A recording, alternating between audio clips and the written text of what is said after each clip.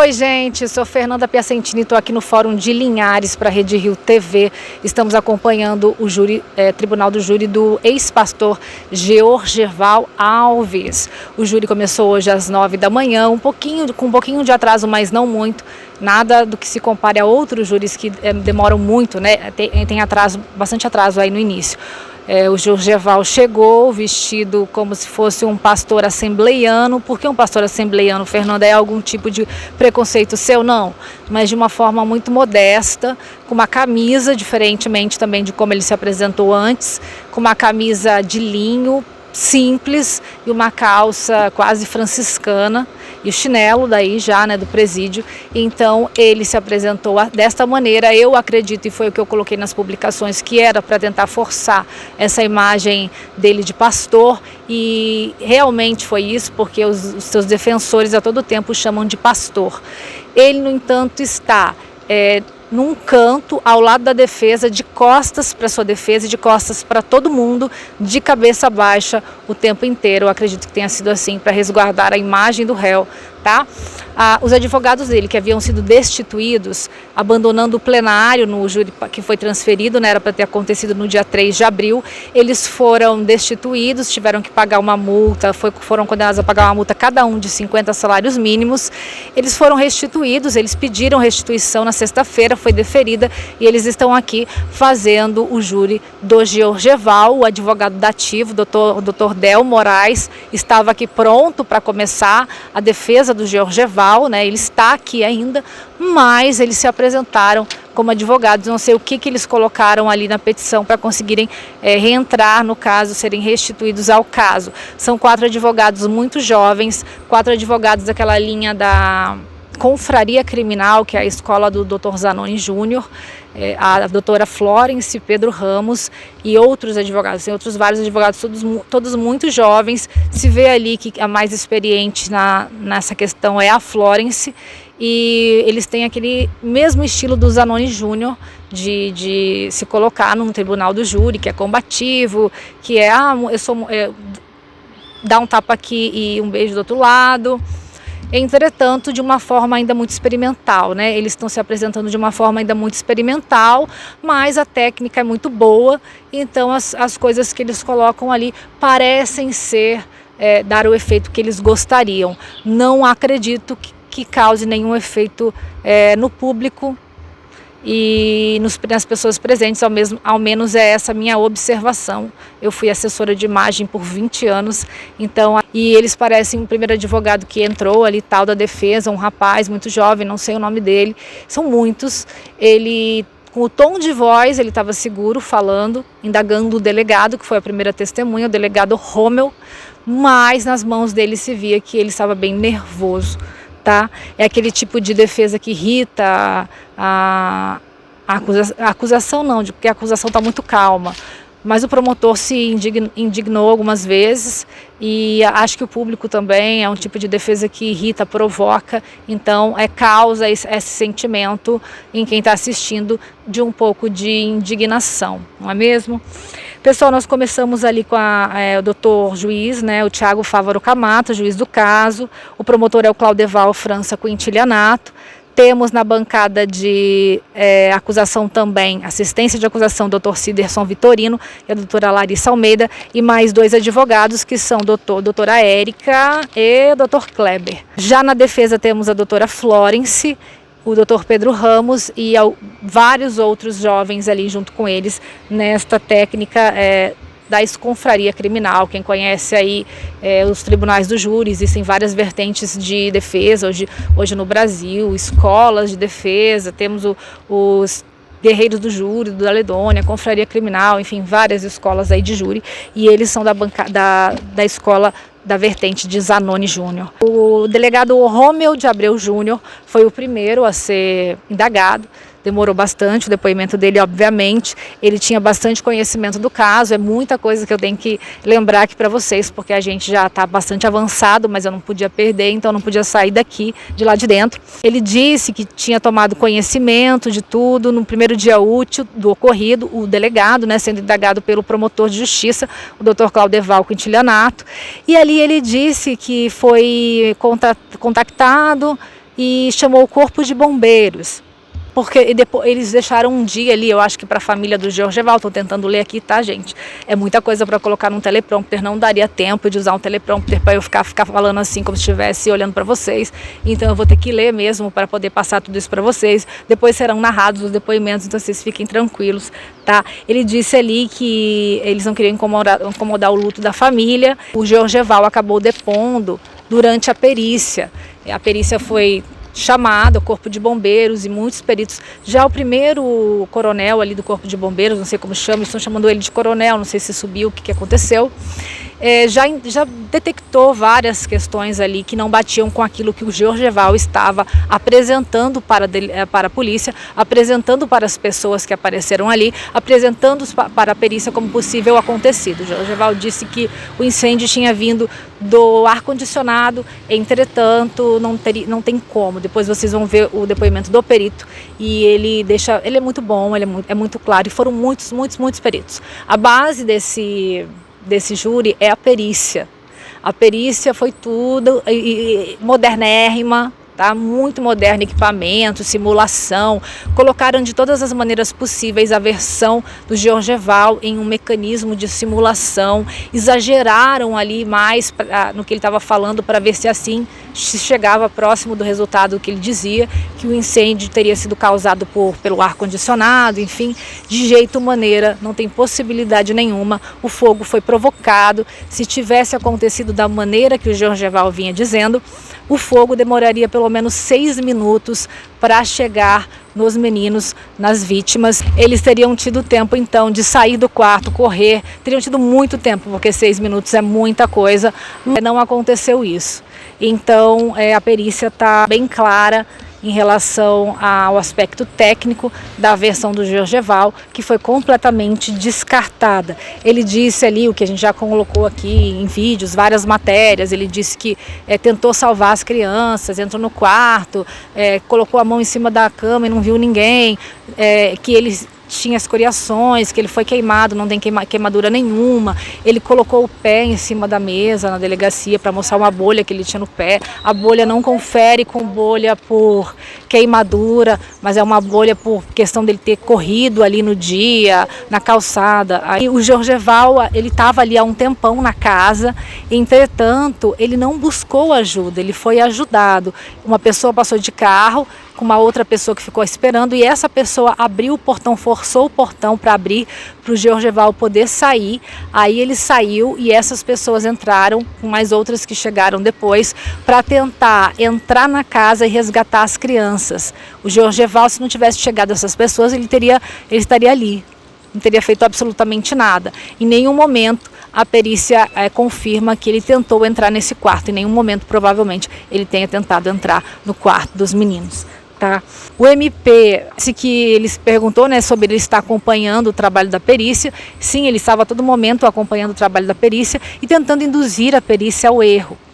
Isso foi complicado, mas ao mesmo tempo não, porque o primeiro perito do Corpo de Bombeiro já identificou várias questões ali, como carvão mineral, eu acho.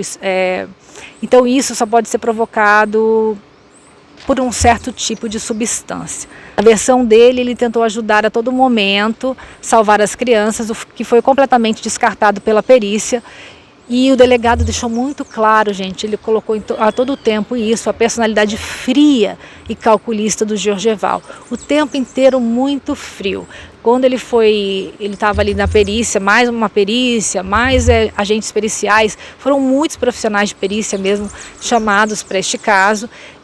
Num determinado momento ali da perícia, ele foi levado pelo delegado para prestar depoimento. Nesse depoimento, em nenhum momento ele demonstrou real empatia com o fato.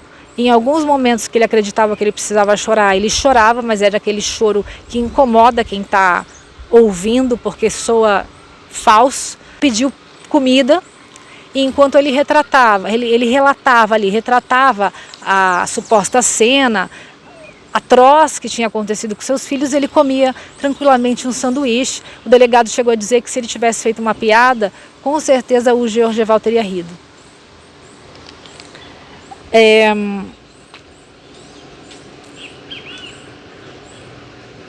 Aí, nesse momento que ele estava comendo, ele pegou e colocou o pé em cima da mesa do delegado para mostrar uma bolha que ele tinha colocado no pé. Mas essa bolha foi quando ele começou a fazer uma cena na rua e saiu correndo, falando que estava pedindo ajuda. Mas isso já era, muito tempo depois do que tinha acontecido. As pessoas já tinham chegado ali, as pessoas tentaram salvar os filhos dele, coisa que ele não fez. Ele não tinha nenhuma escoriação relacionada à queimadura, nenhuma. E o perito explicou que naquelas circunstâncias de temperatura de quase mais de 600 graus dentro do quarto, não teria a menor chance do Georgival ter ficado ileso a queimaduras da forma que ele ficou, com uma bolha no pé. Eu vou pausando aqui, gente, para eu pegando as partes. O delegado também citou uma substância, várias coisas técnicas, mas ele citou uma substância chamada Blue Star, que com essa substância eles conseguiram identificar na casa sangue do Joaquim, o filho do Georgival de 3 anos, tá? E uma vizinha também disse que as crianças gritavam, berravam desesperadamente nesse dia. Diferente de outros dias, nunca tinha visto nada igual. Então as crianças gritavam e berravam o tempo inteiro.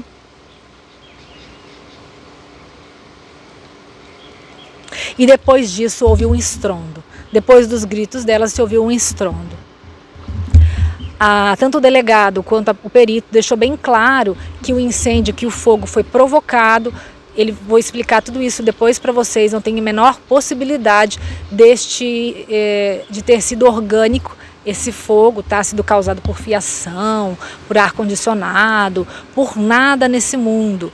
E outra coisa que ele falou foi da babá eletrônica. A partir do momento que um quarto chega na temperatura de 30 graus, a babá eletrônica já avisa o pai, a mãe do que está acontecendo. É uma temperatura não tão alta, né? Então, comparado aos 600 graus, a partir do momento que atinge 30 graus o quarto, o ambiente, a própria babá eletrônica já teria avisado o Georgival. Ele teria tido muito tempo para conseguir salvar as crianças. No entanto, ele não o fez, e este incêndio não foi orgânico, ele foi provocado e com um agente provocador, né, um acelerador, no caso, um combustível, algo assim, que foi encontrado até num carro de um pastor que chegou lá depois, junto com o Georgival.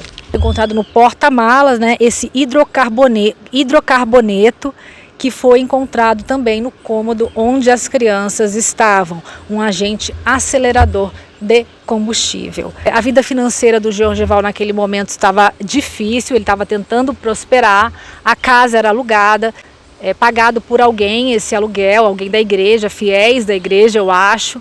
Um casal que estava passando por muitos conflitos, mas passava a imagem de um casal perfeito para todos aqueles que eles estavam ao redor, a canto. O Georgival, a todo momento, como grandes criminosos aí, como a Ana Cláudia Flor, né, a capciosa, tentava comandar ali, tentava dirigir as investigações, induzindo, obviamente, ao erro, porque ele estava preocupado, observando para ver como é que ele conseguiria se safar. Todo o tempo também fica evidente a personalidade narcísica do Georgival.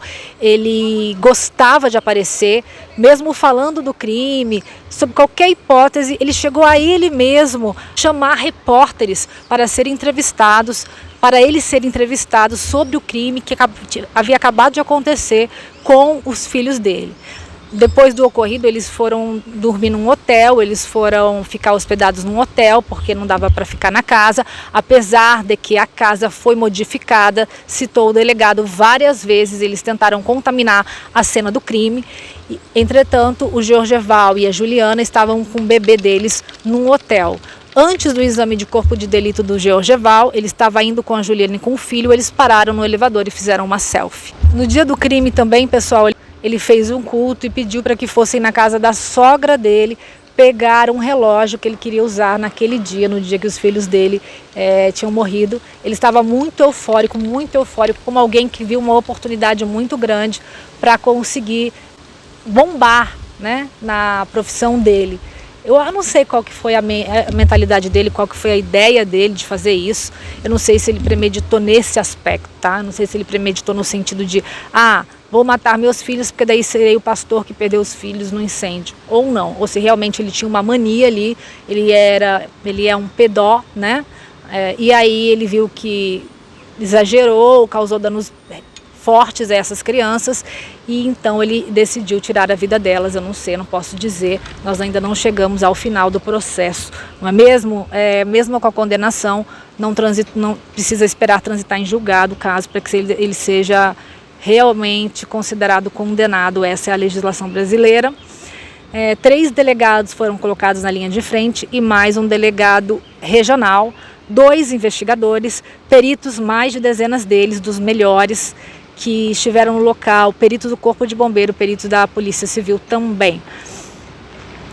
O PSA foi detectado ali na cavidade anal das crianças, dos 2, e o PSA, pessoal, não existe como encontrar PSA se não vindo de agente externo. O PSA não nasce dentro do ânus de ninguém, então o PSA foi colocado ali, provavelmente através da penetração anal do Georgeval, né, do esperma do Georgeval. O delegado diz aqui, gente, que em nenhum momento ele quis encontrar um culpado, em nenhum momento eu quis encontrar um culpado, mas infelizmente a versão dele não se sustentava minimamente e não deixa dúvidas de que ele matou e incendiou as crianças. Diante do juramento do agente público, eu busco a verdade. Nunca fui direcionado a concluir isso ou aquilo. O resultado da investigação demonstrou o contrário ao que o Georgeval vinha colocando. Demonstrou em cada detalhe que queria o resultado que houve com as 2 crianças. O delegado disse: eu queria que tivesse sido um acidente, mas infelizmente não foi. Fizeram um trabalho exemplar, de excelência, tanto o Corpo de Bombeiros quanto a perícia da Polícia Civil, disse o delegado. Nessa contaminação da cena do crime, o que aconteceu?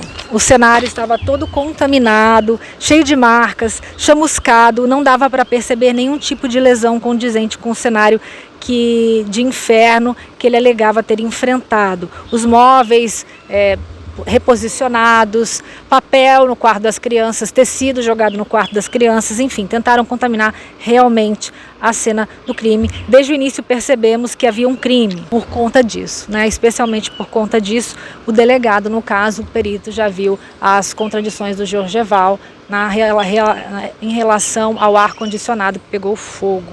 Ele disse que o Georgeval só se emocionava quando ele percebia que ele tinha que se emocionar. Então daí, quando ele tinha que se emocionar, ele forçava um choro que causava um mal-estar em quem estava vendo, presenciando ou assistindo. Isso também foi dito pelo perito.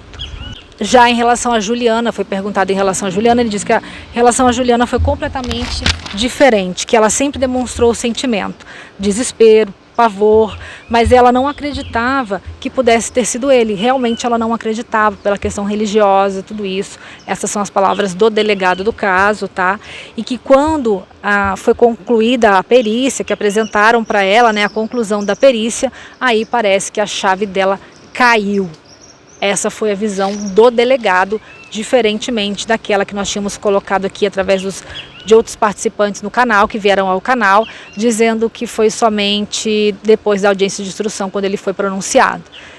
Ela já caiu a ficha dela quando ela viu o resultado da perícia. Quer dizer, esse é o que acha o delegado também, né?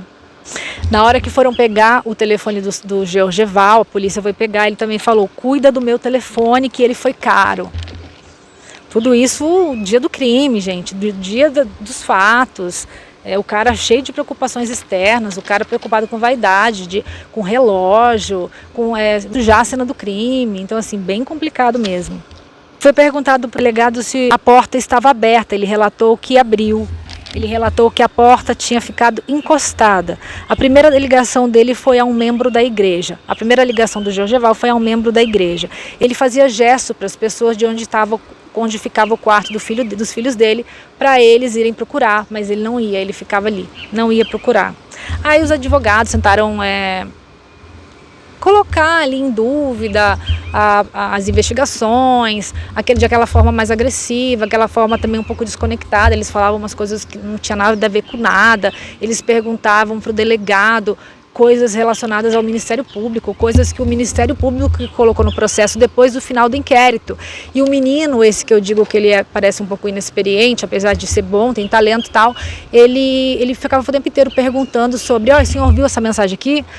Eu não me lembro dessa mensagem, eu nunca vi. O senhor viu essa foto aqui? Não, não vi, nunca vi essa foto aí. O senhor não viu essa foto aqui? Não, mas é do inquérito. O senhor não trabalhou no inquérito? Ele falou, sim, meu querido, mas acontece que isso aí eu já tinha finalizado o inquérito. Isso aí foi adicionado pelo Ministério Público, pela investigação posterior que vem do Ministério Público. Ele continuava, mas o senhor não fez o inquérito? Então, assim, umas perguntas sem sentido, só para tentar confundir, vai que cola no jurado, vai que o jurado pega, assim, um pouco de insegurança do delegado nesse sentido, vai que mostra que o delegado não sabe o que está falando, que o delegado está mentindo, enfim, aquelas coisas que não tem nada a ver. Tipo o doutor Hollenberg, lá na audiência de instrução da Flor de Lis, que fazia pergunta do primeiro inquérito para o advogado do segundo e do segundo inquérito para o advogado do primeiro. Sabe aquelas coisas assim?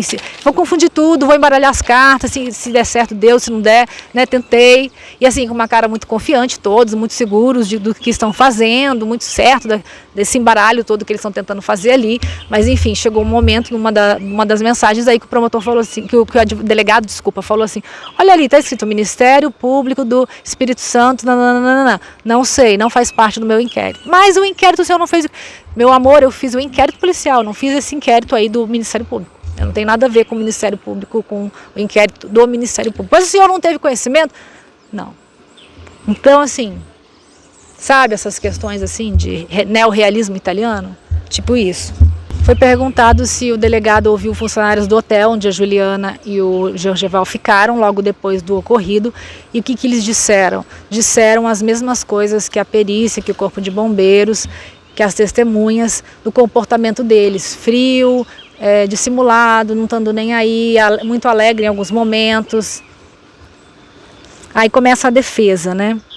Aí perguntaram também, antes disso, perguntaram para ele a distância entre o cômodo das crianças e do Georgeval. Qual era a distância do cômodo das crianças para aquele do Georgeval? Ele disse que eram poucos metros.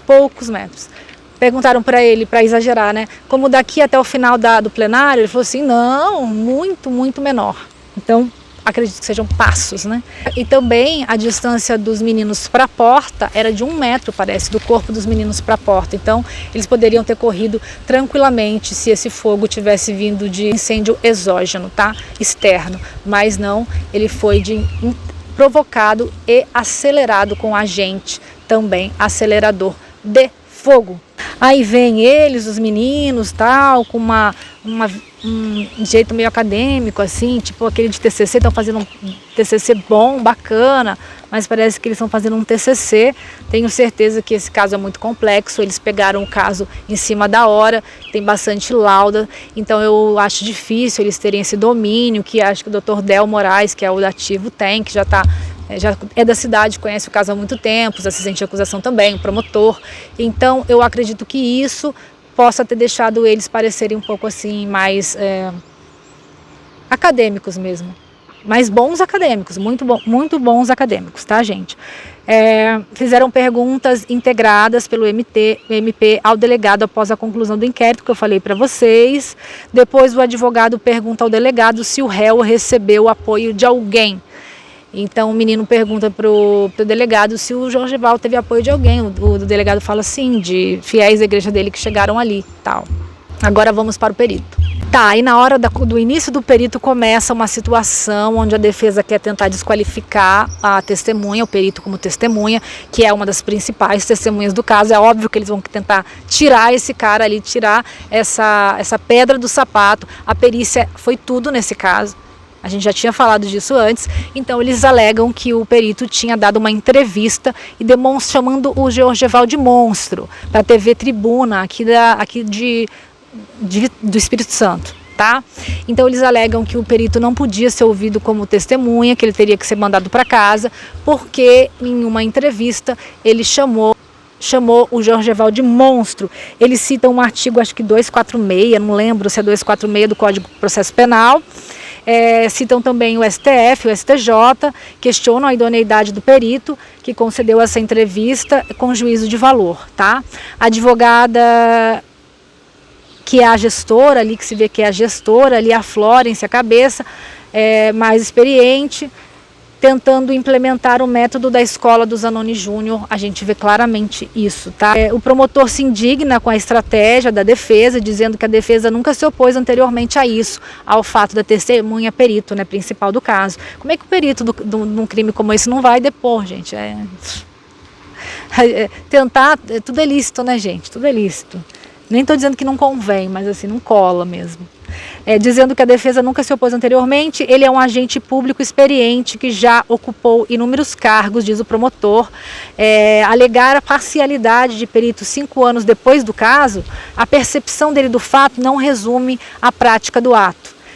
Pelo réu praticado. Uma coisa é o trabalho dele como perito, que não se miscui com a opinião dele como pessoa, né, sobre o Georgeval. Querem transformar lobo em cordeirinho, disse o doutor promotor, tá? A defesa se manifestou novamente, a doutora Florence, pedindo para o juiz a questão de ordem, e o promotor disse se é réplica e tréplica já. Perguntou se já estavam na réplica e na tréplica.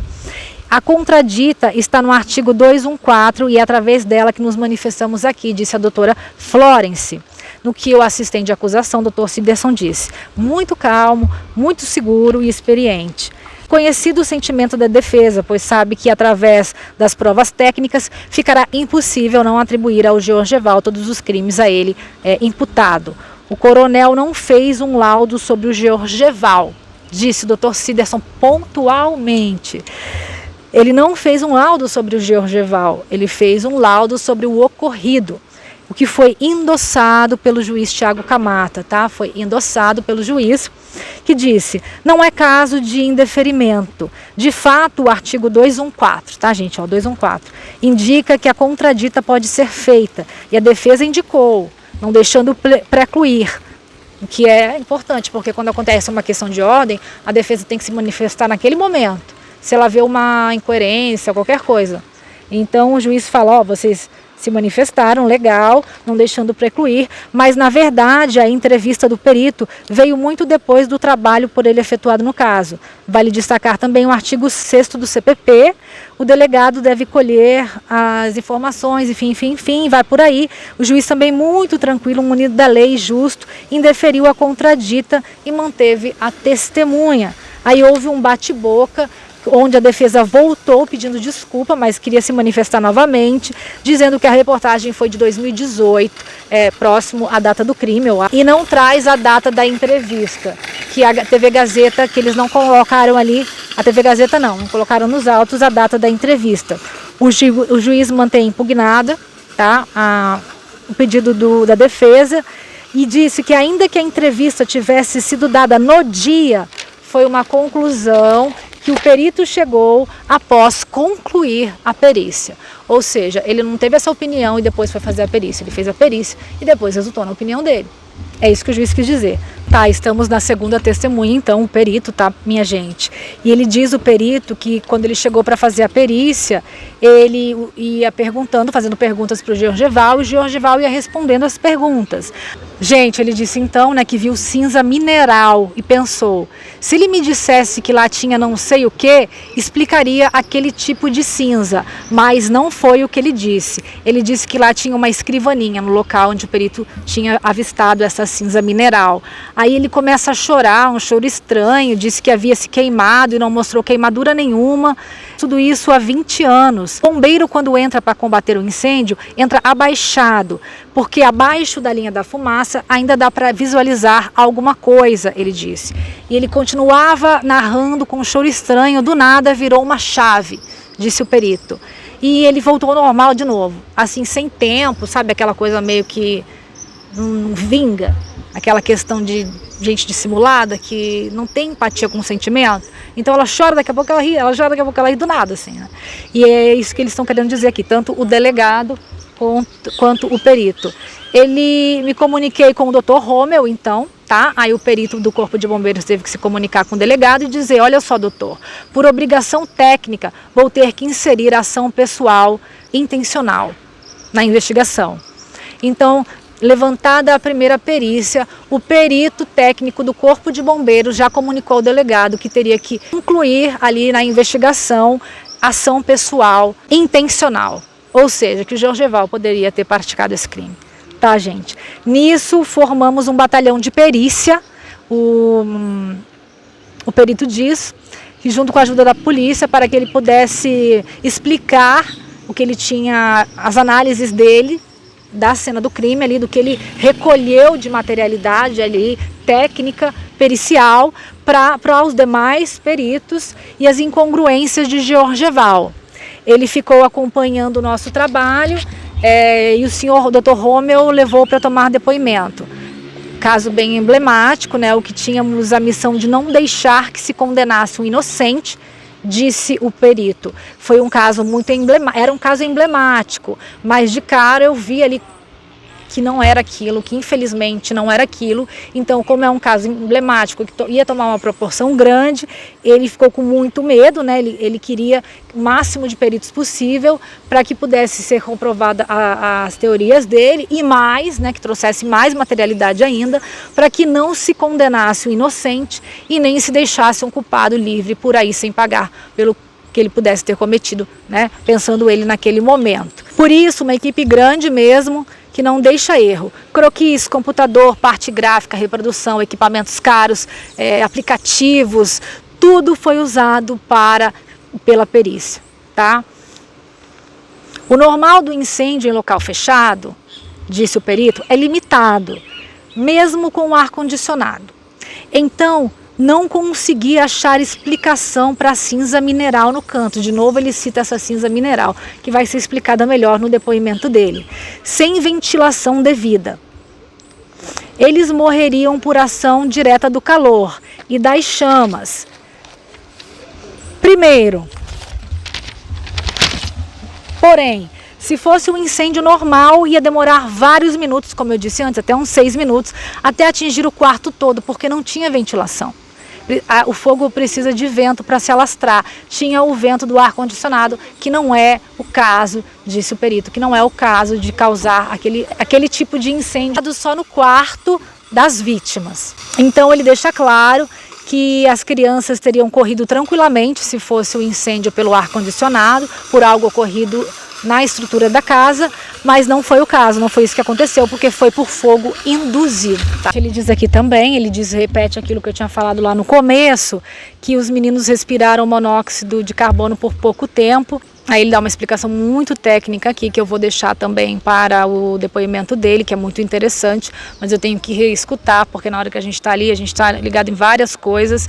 Eles respiraram esse monóxido por muito pouco tempo. Colocamos a versão do Georgeval num sistema computacional, o FDS legítimo.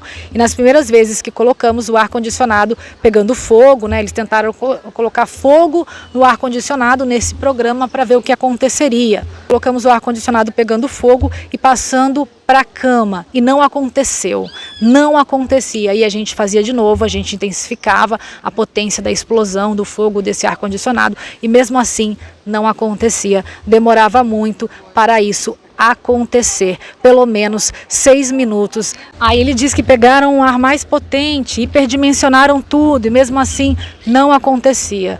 Até começar a causa do dano nas crianças não rolava. A única forma daquilo ter se destruído daquela maneira é ter sido abafado.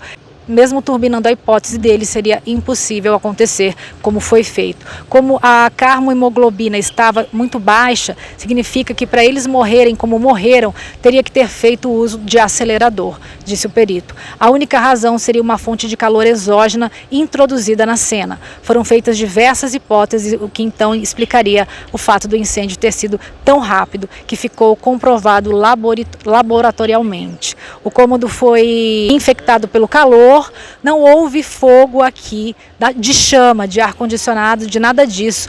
Em curto, foi tudo afetado pelo calor e não foi fogo vindo de estrutura da casa, foi fogo provocado pelo Georgeval. Pessoal, é isso, eu tenho que voltar, né? Se eu saio eu perco um pouco lá, então eu tenho que voltar. Espero que vocês tenham entendido um pouco o que está acontecendo aqui. O Georgeval permanece lá embaixo, eles ficam chamando ele de pastor. Quando eles se referem a ele, eles chamam ele de pastor. Justamente trouxeram esse figurino para que se causasse isso, porque até então ele nunca tinha se apresentado dessa maneira. Então eu acredito que tenha sido intencional desses meninos que parecem bons advogados, mas são obviamente jovens ainda e uma técnica aí boa, muito boa, que acredito dê resultado, possa dar bastante resultado, uma técnica de um advogado incrível, que é o Zanoni Júnior, tem entrevista com ele aqui no canal, na série Criminalistas, mas ainda tá de uma forma assim um pouco, eu tenho certeza que eles vão desenvolver isso muito, ainda muito mesmo, mas ainda tá de um pouco acadêmico demais, ao meu ver, tá, gente? Então, com a expertise aí do promotor e dos assistentes de acusação, fica um pouco difícil, além do crime em si, né, gente? É um crime... A perícia não deixa dúvidas, então se a perícia própria do Estado não deixa dúvidas, o que mais que a gente quer, não é mesmo, gente? É isso, eu fico por aqui por enquanto, eu volto assim que possível, tá bom, gente? Obrigado, desculpem qualquer coisa aí.